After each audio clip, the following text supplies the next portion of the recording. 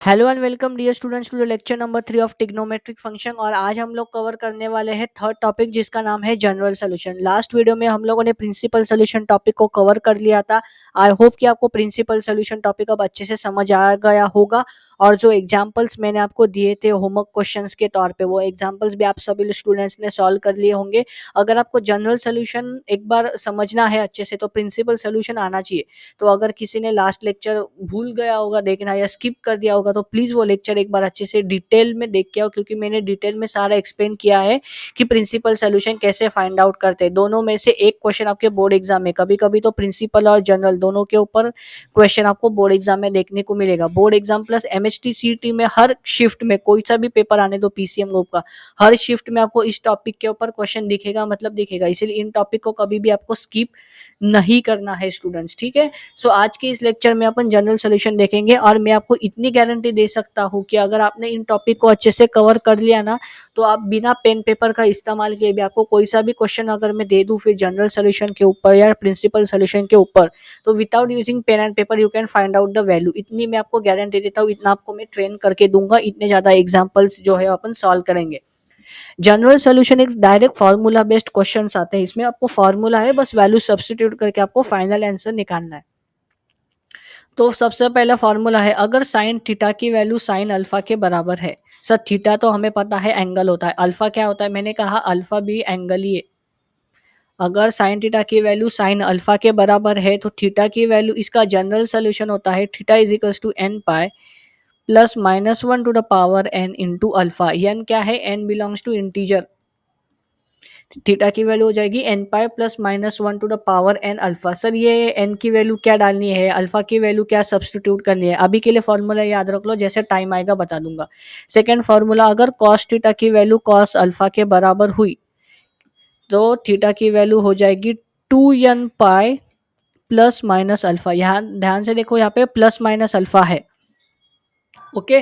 Third formula आपको tan theta का याद रखना है, अगर टेन थीटा की वैल्यू टेन अल्फा के बराबर हो जाती है, ओके सर, तो थीटा की वैल्यू हो जाएगी एन पाई प्लस अल्फा। तो ये ये जनरल सोल्यूशन, तीनों फार्मूले आपको अच्छे से एक बार नोट डाउन करने हैं। इसका आप चाहिए तो लिख लो, अगर लिख नहीं रहे हो तो स्क्रीनशॉट ले लो इस टॉपिक का।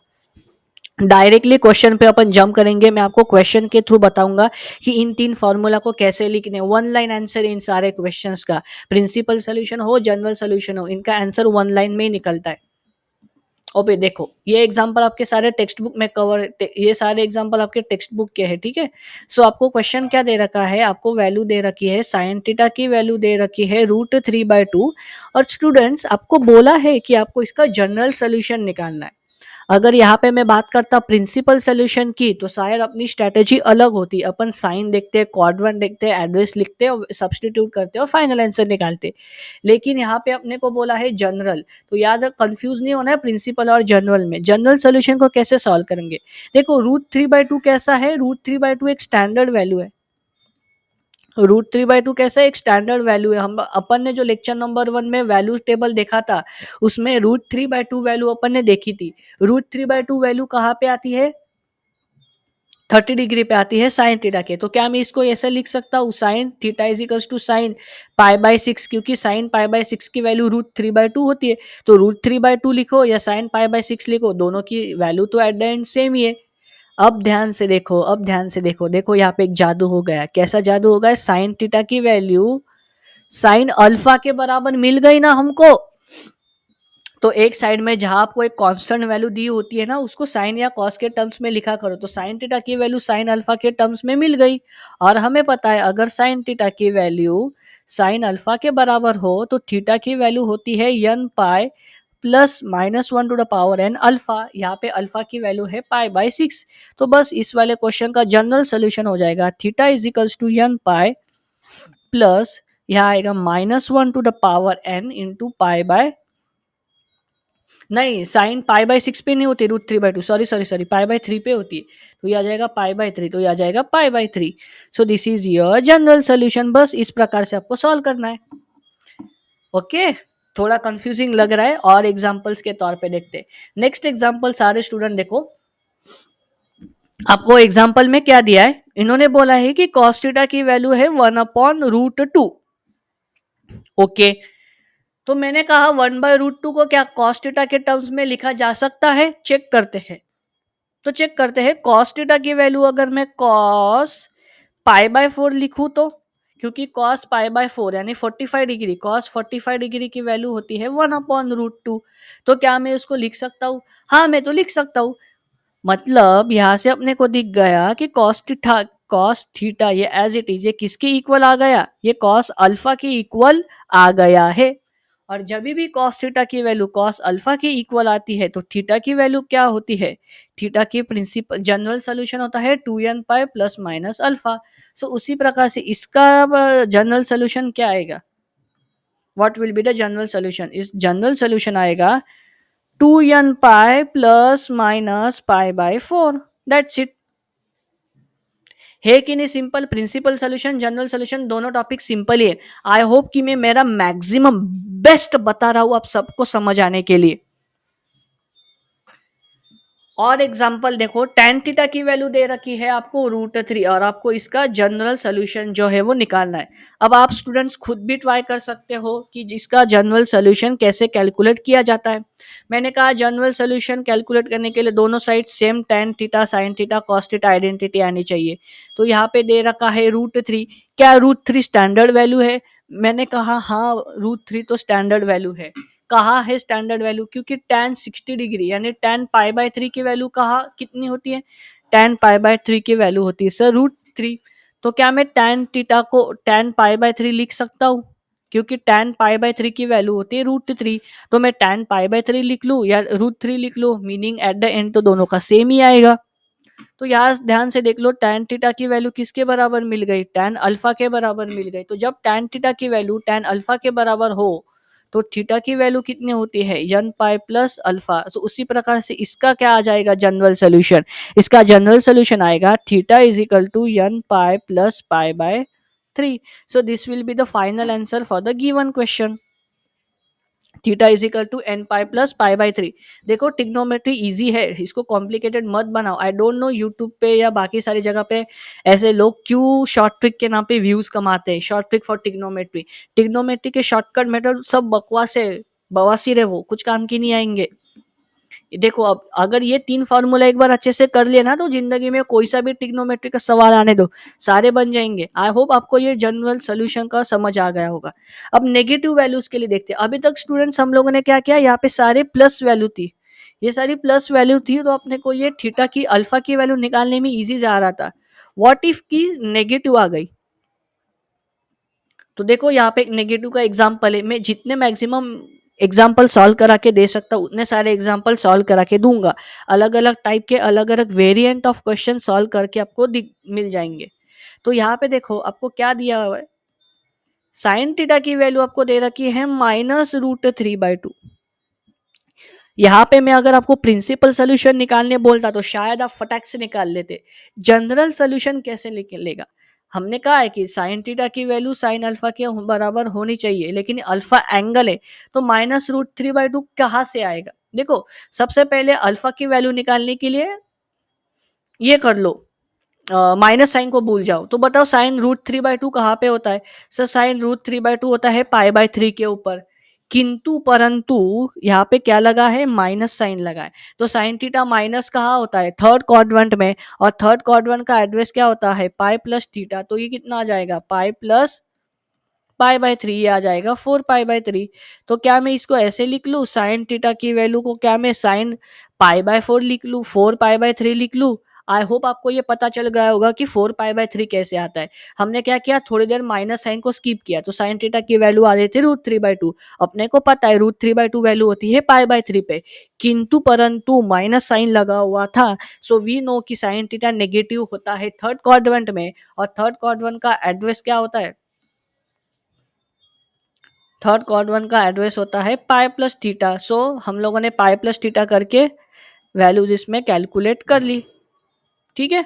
सो इस प्रकार से आप किसी भी दिए गए एक्सप्रेशन की वैल्यूज निकाल सकते हो। सो ये आ गई 4π/3। सो मैंने बस साइन थीटा को वैल्यू, साइन थीटा की वैल्यू साइन 4π/3 के बराबर लिख ली। तो यहाँ से इसका प्रिंसिपल जनरल सोल्यूशन क्या आ गया? थीटा आ गया n pi plus -1 to the power n into 4π/3। So this is your final answer.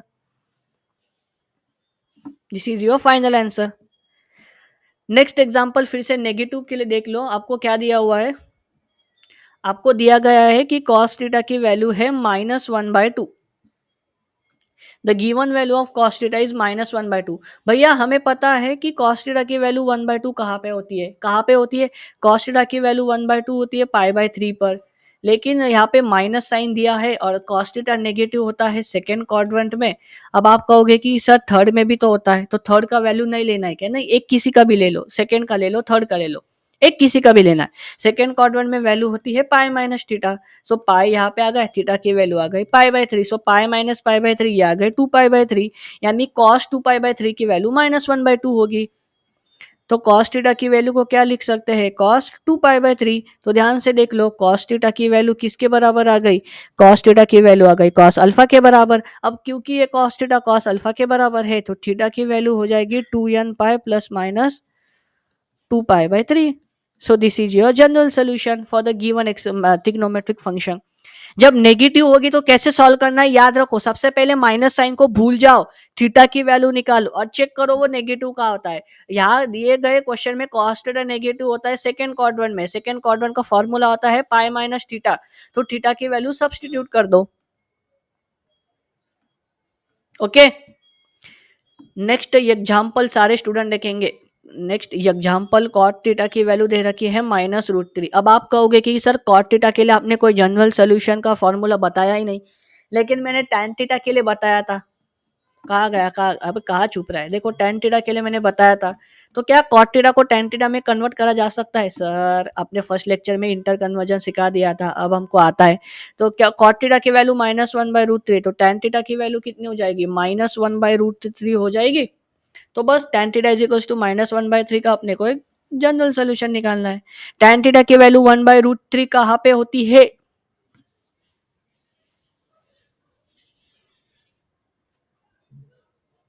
बताओ यार। कॉट तो tan थीटा की वैल्यू 1/√3 होती है पाई/6 के ऊपर। ओके, पाई/6 के ऊपर होती है, लेकिन tan थीटा की वैल्यू उन्होंने कैसी दे रखी है? माइनस दे रखी है। तो tan थीटा नेगेटिव कहाँ पे होता है? tan थीटा नेगेटिव होता है सेकंड क्वाड्रेंट में। सेकंड क्वाड्रेंट में कैसे पहुंचेंगे? पाई माइनस थीटा करके। तो ये कितना आ जाएगा? पाई माइनस पाई/6। So this will come out to be 5 पाई/6। तो अगर तो इसको लिख सकते हैं क्या? tan theta is equal to tan 5 पाई/6। तो जब tan थीटा की वैल्यू अपने को किसके बराबर मिल गई? tan थीटा की वैल्यू अपने को tan अल्फा के बराबर मिल गई। तो tan थीटा की वैल्यू अगर tan अल्फा के बराबर मिल गई, तो थीटा की वैल्यू होती है n pi plus 5 पाई/6। So this is the general solution for the given trigonometric function. अब और इसमें थर्ड वैरायटी ऑफ क्वेश्चन आते हैं। अभी तक अपन ने दो वैरायटी के क्वेश्चन किए। एक तो जहाँ पे तुमको वैल्यू पॉजिटिव दी हुई थी, मैंने बता दिया कैसे करना है।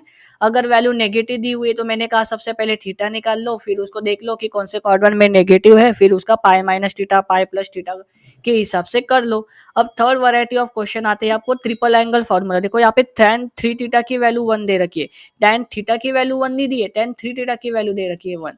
इन्होंने क्या बोला है? tan 3 थीटा की वैल्यू कितनी ले लो भैया? tan 3 थीटा की वैल्यू ले लो -1। मैंने कहा tan 3 थीटा देख के डरना नहीं है, थोड़ी देर के लिए tan 3 थीटा को इसको ए समझ लो। तो tan ए की वैल्यू क्या दे रखी है आपको? -1 दे रखी है। ए की वैल्यू क्या है? 3 थीटा। 3 थीटा से डर लगता है ना, तो उसको सब्सटीट्यूट कर दिया। अब देखो tan थीटा की वैल्यू 1 कहाँ पे होती है? सर 1 तो होती है पाई/4 के ऊपर 45 पे, क्योंकि कॉस और साइन इक्वल होते हैं, तो रेशियो तो 1 आएगा दोनों का। तो -1 करना है। अब यहाँ पे क्या किया? माइनस दे रखा है। तो tan थीटा नेगेटिव कहाँ में होता है? tan थीटा नेगेटिव होता है सेकंड क्वाड्रेंट में। tan थीटा नेगेटिव कहाँ होता है? सेकंड क्वाड्रेंट में। सेकंड क्वाड्रेंट में कैसे जाएंगे? पाई माइनस थीटा करना पड़ेगा सर, क्योंकि सेकंड क्वाड्रेंट में पाई माइनस थीटा करना पड़ेगा। तो ये आ जाएगा पाई माइनस पाई/4। तो ये कितना आ जाएगा? 3 पाई/4। यानी tan 3 पाई/4 की वैल्यू कितनी आएगी? -1।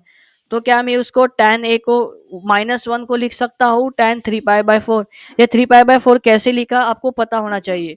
तो देखो tan a की वैल्यू tan अल्फा के बराबर आ गई, तो a की वैल्यू कितने आ गई? a की वैल्यू आ गई n पाई प्लस 3 पाई/4। अब देखो हमको थीटा के टर्म्स में आंसर निकालना है, क्योंकि जनरल सोल्यूशन थीटा में होता है। तो ए की वैल्यू क्या थी? ए की वैल्यू थी 3 थीटा। इसकी वैल्यू आ गई n पाई प्लस 3 पाई/4।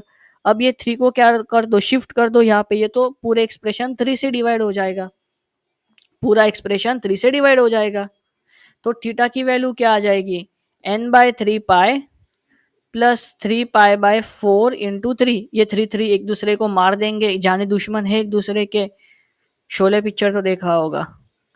तो तुम्हारा थीटा की वैल्यू क्या आएगी, थीटा की वैल्यू आएगी n/3 प्लस पाई/4। So this is your general solution for the given trigonometric function. So इस प्रकार से क्वेश्चन को अप्रोच करना है। ओके, डरना नहीं है क्वेश्चन देख के। जब भी तुमको डबल एंगल ट्रिपल एंगल का दिख जाए ना, तो उसको पहले ए सब्सटीट्यूट करो। यहाँ पे देखो, वहां यहाँ पर भी आपको सेम करना पड़ेगा। यहाँ पे उन्होंने क्या बोला है, cos 2 थीटा की वैल्यू आपको दे रखी है -1/√2। अब थोड़ा सा दिमाग लगाओ कि इस क्वेश्चन को कैसे करेंगे। आगे चल के आप एक इंजीनियर बनने वाले हो, हर क्वेश्चन के लिए मेरे पे डिपेंडेंट रहोगे तो मुश्किल हो जाएगी। मैंने कहा 2 थीटा को थोड़ी देर के लिए ए डाल लो, ए सब्सटीट्यूट कर लो। So, if you substitute 2 theta equals to a, you will get it as cos a equals to -1/√2. Now we know that cos 1/√2 is equal to pi/4. But since it is given as minus sign, we know that cos theta is negative in second quadrant. So we will do pi minus pi/4. So this will turn out to be 3 pi/4. So that means cos 3 pi/4 value is equals to -1/√2. So can I write it as cos a equals to cos 3 pi/4? Yes, we can write, because cos 3 pi/4 is equals to -1/√2. We do not need to memorize all the values, just we need to memorize the standard values, and other remaining values can be calculated with the help of this coordinate system that I have previously described. So now cos a equals to cos 3 pi/4. So a will turn out to be 2n pi plus minus 3 pi/4, as I already said that. But now since we substituted a equals to 2 theta, so we need to write 2 theta equals to 2n pi plus 3 pi/4. So theta will come as n pi plus 3 plus minus 3 pi upon 8. So this will be the your general solution for the given expression. तो याद रखना, थोड़ी English बोल ली, चलो ठीक है। Side में mummy थी ना, तो मम्मी के सामने ऐसे इंग्लिश बोलने में मजा आता है। मम्मी को लगता है हमारा बच्चा बहुत इंग्लिश बोलता है। ठीक है, वैसे मुझे इंग्लिश आती है मेरे पापा की वजह, फादर की वजह से। मेरे पिताजी ने मुझे बचपन में ही इंग्लिश बोलना सिखा दिया था। वो मेरे से इंग्लिश में बात करते थे, तो उनको देख के मैं भी इंग्लिश सीख गया। आपको भी इंग्लिश सीखनी चाहिए, क्योंकि देखो, आपकी मदर टंग जो भी हो, आपकी मदर टंग मराठी हो, आपकी मदर टंग हिंदी हो, मैं सबकी मदर टंग की रिस्पेक्ट करता हूँ, लेकिन जब आप कॉर्पोरेट में जाते हो तो आपको इंग्लिश में ही बात करनी पड़ती है। तो टॉपिक पे आते हैं वापस से। कहाँ गया अपना टॉपिक? 3 इंपॉर्टेंट फॉर्मूला और है भैया। 3 फॉर्मूला मैंने आपको बता दिए, sine theta equals to sine alpha, cos theta equals to cos alpha, और 3 फॉर्मूले। लेकिन ये 3 फॉर्मूले कतई ही सिंपल है। अगर साइन स्क्वायर थीटा की वैल्यू साइन स्क्वायर अल्फा के बराबर होगी, तो अभी तक अपन ने देखा कि थीटा की वैल्यू अल्फा के बराबर है। अब क्या होगा जब स्क्वायर इक्वल आ जाएगा? तो sine square theta sine square alpha के बराबर आ गई, तो थीटा की वैल्यू होती है n पाई प्लस अल्फा। अगर कॉस स्क्वायर थीटा की वैल्यू कॉस स्क्वायर अल्फा के बराबर आ गई, तो थीटा फिर से आती है n पाई प्लस अल्फा। अगर tan थीटा की वैल्यू अगर tan स्क्वायर थीटा की वैल्यू tan स्क्वायर अल्फा के बराबर आ गई, तो थीटा की वैल्यू आती है n पाई प्लस अल्फा। तीनों के लिए फार्मूला सेम ही है बच्चा लोगों। ओके, कैसे एग्जांपल करना है? डायरेक्टली एग्जांपल पे आते हैं। देखो, प्रिंसिपल सोल्यूशन और जनरल सोल्यूशन, ये 2 टॉपिक बहुत इजी है। मेरी ये गारंटी आप सभी स्टूडेंट्स की कि अगर आपने एक बार मेरा पूरा वीडियो देख लिया ना, तो आपको खुद आप अगले बार जब आप इस क्वेश्चन को सॉल्व करोगे ना, तो आपको पेन पेपर उठाने की जरूरत भी नहीं पड़ेगी, इतने आप चैंपियन बन जाओगे। अगर आपको किसी चीज में चैंपियन बनना है, तो एक चीज आपको उस टॉपिक में चैंपियन बना सकती है, और वो है रिवीजन और मैक्सिमम क्वेश्चन सॉल्व करो। 1000 क्वेश्चन, 2000, जितने ज्यादा क्वेश्चन आप सॉल्व करोगे, 2000 ज्यादा बोले, 100 क्वेश्चन अगर आपने सॉल्व कर लिया ना टिग्नोमेट्री के चैंपियन बन जाओगे आप।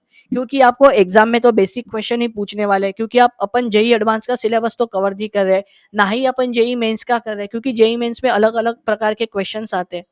एक चैलेंजिंग क्वेश्चन देता हूँ, जेई मेंस में पूछा गया था। ये जेई मेंस में मतलब AI EEE में पूछा गया था। देखो, कर सकते हो क्या? पहले जेई मेंस नहीं होता था, पहले AI EEE होता था, all India engineering entrance test. उन्होंने बोला था कि ए स्क्वायर, क्वेश्चन में मेंशन है कि A square plus B square की वैल्यू 1 है, तो ए प्लस बी की मैक्सिमम वैल्यू कितनी आ सकती है? अब ये क्वेश्चन सॉल्व होगा ट्रिग्नोमेट्री के कॉन्सेप्ट से। अगर आपने सॉल्व कर लिया तो वेल एंड गुड, नहीं भी हुआ तो प्लीज देख लो कि कैसे करना है। तो चलो क्वेश्चन पे आते हैं। क्वेश्चन में हमको क्या दे रखा है, 4 cos स्क्वायर थीटा की वैल्यू 4 cos स्क्वायर थीटा की वैल्यू 1 दे रखी है, तो cos स्क्वायर थीटा की वैल्यू कितनी दे रखी है, 1/4। तो क्या मैं इसको ऐसे लिख सकता हूँ, cos स्क्वायर थीटा को क्या मैं लिख सकता हूँ 1/2 का होल स्क्वायर? हाँ सर। cos थीटा की वैल्यू 1/2 कहाँ पे होती है सर? cos थीटा की वैल्यू होती है cos π/3 पर। तो cos π/3 और 1/2 सेम ही है, तो इसको मैं स्क्वायर कर लू, ठीक है, क्योंकि स्क्वायर तो पहले से ही था। तो यहां से देखो cos स्क्वायर थीटा की वैल्यू cos स्क्वायर अल्फा के बराबर मिल गई।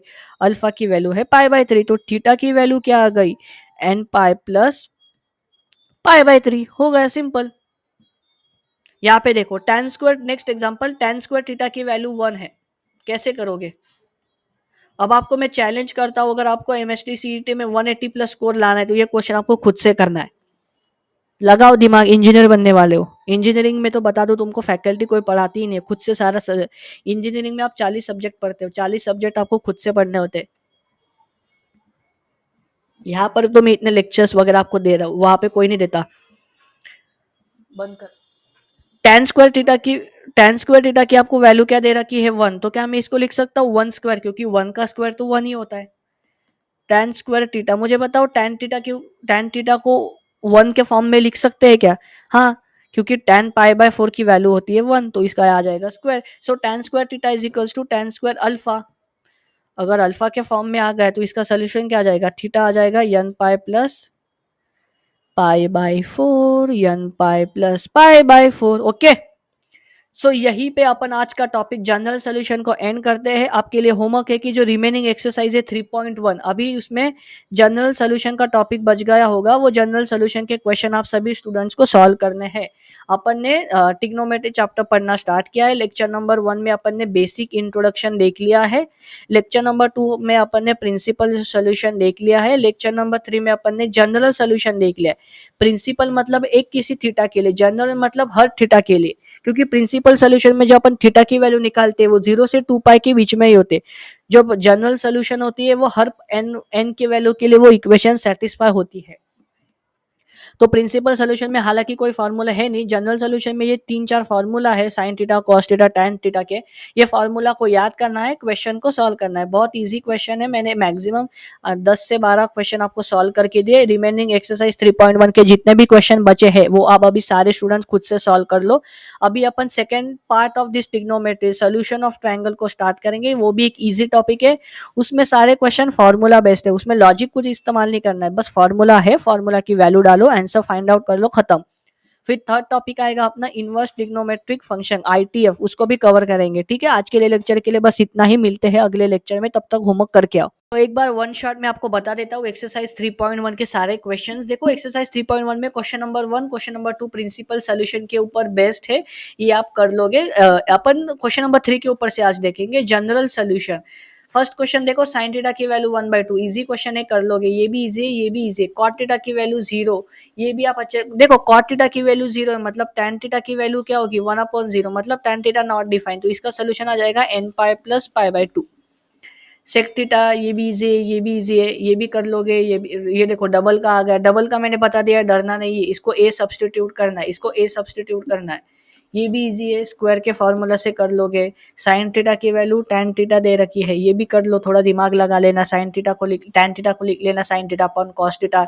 साइन थीटा दोनों साइड से कैंसिल, कॉस थीटा की वैल्यू आ गई 1।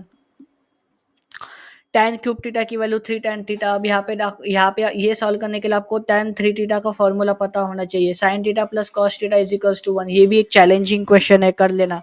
क्वेश्चन नंबर 8 में आपको बता देता हूँ, विच of the following have solution, कौन से इसको सोल्यूशन है। देखो सेकंड में देखो, कॉस स्क्वायर थीटा की वैल्यू दे रखी है -1।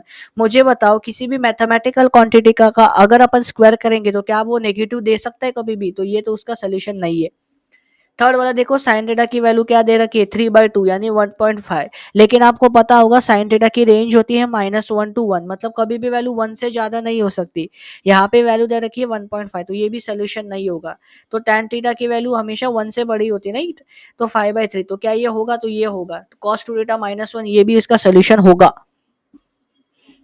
सो बस ये सारे 8 क्वेश्चन आप question number 3, question 4, question 5, question 6, question 7, question 8, ये 8 क्वेश्चन जितने भी सारे एक्सरसाइज में इन सारे क्वेश्चन को एक बार अच्छे से सॉल्व कर लो।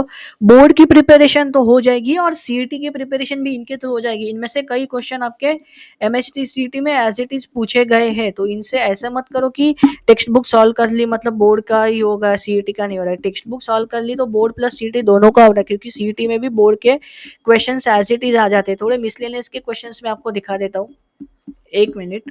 हाँ, तो देखो मिसलेनियस में प्रिंसिपल सोल्यूशन निकालना इजी है, कर लोगे।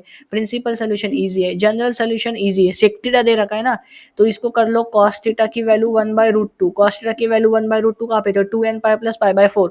देखो देखते देखते सॉल्व हो गया।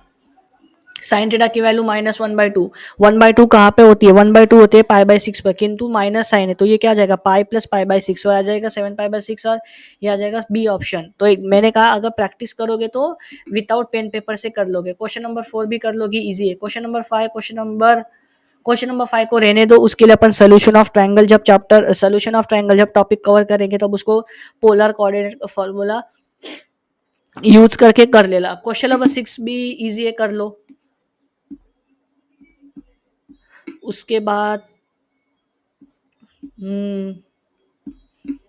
After that you will solve, हाँ एक्सरसाइज क्वेश्चन नंबर 2 में देखो प्रिंसिपल सोल्यूशन इजी है, प्रिंसिपल सोल्यूशन इजी है।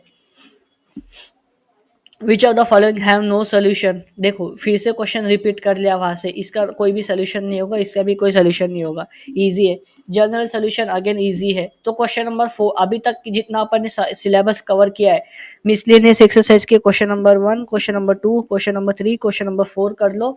एक्सरसाइज 3.1 कर लो, मोर देन सफिशिएंट है। आज के लिए बस इतना ही होमवर्क है, लेकिन सारे स्टूडेंट ये सारे काम करेंगे तभी नेक्स्ट वीडियो पे शिफ्ट करना, क्योंकि सिर्फ वीडियो देखने से काम नहीं चलेगा, आपको आपके साइड से भी प्रैक्टिस करनी उतनी ही इंपॉर्टेंट है। आई होप आप आज का लेक्चर में जब अपन ने जो general solution of A given trigonometric function ये टॉपिक अपन ने जो डिस्कस किया, आई होप कि आपको ये समझ आ गया होगा। मिलते हैं नेक्स्ट लेक्चर में, तब तक till then keep learning and keep hustling. Okay bye.